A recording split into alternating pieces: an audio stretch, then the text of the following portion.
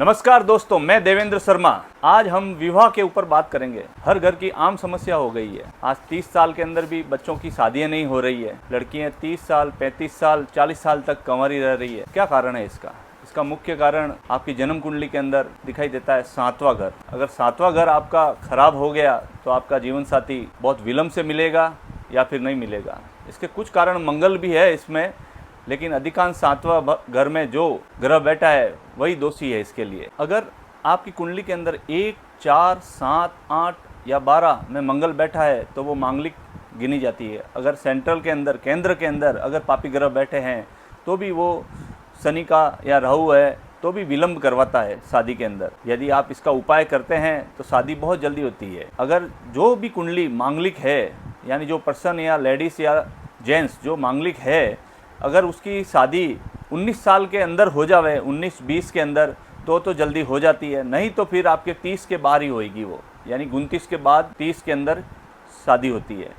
तो उसके लिए अगर उपाय करते हैं तो शादी थोड़ी जल्दी हो सकती है। फिर भी बहुत ये मुश्किल काम है। तो जो मांगलिक दोष जिनको भी है तो उनको हमेशा जल्दी शादी कर देनी चाहिए। ये अपने ज्योतिष का एक सिद्धांत है, उसके अनुसार ही चलना चाहिए। और इसके अंदर कुंभ विवाह, घट विवाह, आक विवाह ये भी है, जिससे उसको शादी के अंदर प्रॉब्लम क्रिएट होते हैं वो ख़त्म होते हैं अगर करवाने से। तो उसके बारे में भी विचार करना चाहिए। और दूसरी बात है, अगर 7वें घर की जब दशा आती है तब विवाह तुरंत हो जाता है, अचानक ही हो जाता है।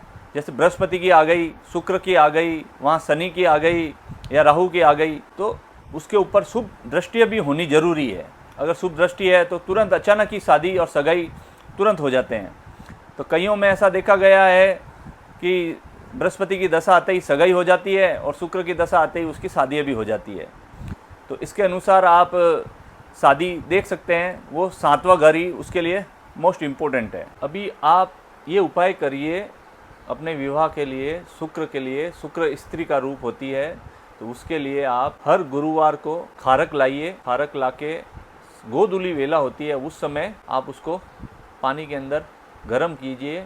8 की संख्या में लेना है और दूसरे दिन जाके उसे नदी में प्रवाह कर दीजिए। इससे आपका शादी का योग बनेगा और एक मनचाही स्त्री की प्राप्ति होगी। तो ये उपाय आप करिए, जिससे आपके जीवन में खुशहाली और सुख शांति होगी। जैसे शुक्र आराम को भी दर्शाता है, भोग विलास सबको दर्शाता है वो, और स्त्री शुक्र का मुख्य कारक है।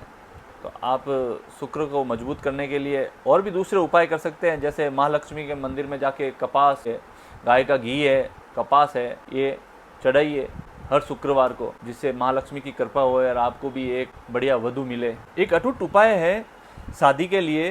जिस भाई बहन की शादी नहीं हो रही है, जिस बच्चे या बच्ची की शादी नहीं हो रही है, तो उसके लिए आप शिवजी का अभिषेक करिए चने की दाल से।